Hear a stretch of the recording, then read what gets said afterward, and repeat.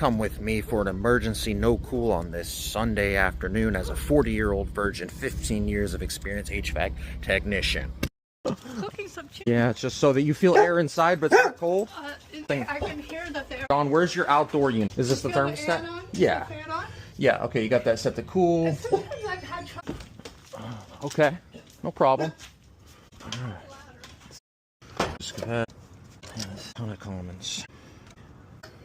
Fuck, bro, place is coming. Okay, purple.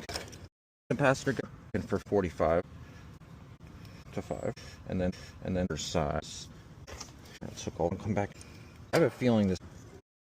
All right, guys. That contactor has so problem with, but I'm that.